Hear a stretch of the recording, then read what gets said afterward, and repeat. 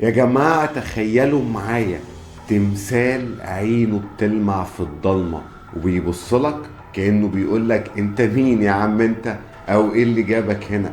ده مش اي تمثال، ده تمثال كعبر او شيخ البلد. يلا بينا نعرف قصة التمثال ده. اسمع بقى معايا، عام 1860 وبالتحديد في منطقة سقارة، وفي عز الحر والغبار وان الجو نار والعمال شغالة بتحفر، هوب مرة واحدة تحصل مفاجأة. العمال يلاقوا في مصطبة قديمة تمثال مصنوع من خشب الجميز، شكله كأنه إنسان حقيقي، كأنه قاعد مستنيهم من كتر ما كانت ملامحه طبيعية جدا. وده تمثال كعبر، وكعبر ده كان كاهن وكاتب في جيش الملك من 4500 سنة، والتمثال بتاعه من كتر ما كان شكله حقيقي بقى أهم تمثال للكاهن اكتشف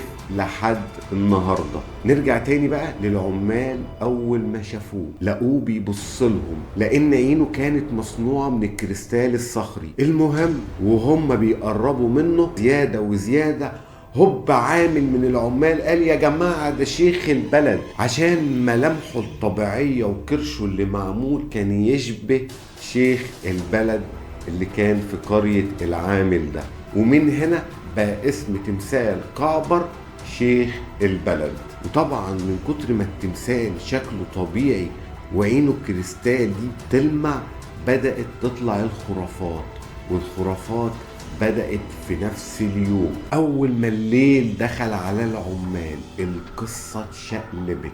اسمع معايا وشوف القصة اتشقلبت ازاي. والعمال بيلموا العدة بتاعتهم، النور خبط في عينه، وهنا العمال شافوه حرفيا بيرمش وبيبصلهم، وده طبعا بسبب عينه الكريستال. وطبعا الخرافات بدأت تزيد، يعني واحد يقول لك انا شفته بيضحك لي، واحد تاني يقول لك انا شفته بيتحرك، واحد تالت بيقول لك انا شفته بيرمش لي. وطبعا بقى في اقاويل كتير كتير كتير جدا عن التمثال ده. ولما التمثال اتنقل للمتحف المصري، الاجانب كمان دخلوا اللعبة، وحرفيا اي حد كان بيمشي من قدام التمثال او بيبصله كان يقولك ان هو بيرمشله او التمثال بيبصله كأنه عايز يندهله او يقول له حاجة. وفي قصص كتير للاجانب اللي جم المتحف وشافوا التمثال واتكلموا عن نظراته وان هو بينمش وان هو بيتحرك.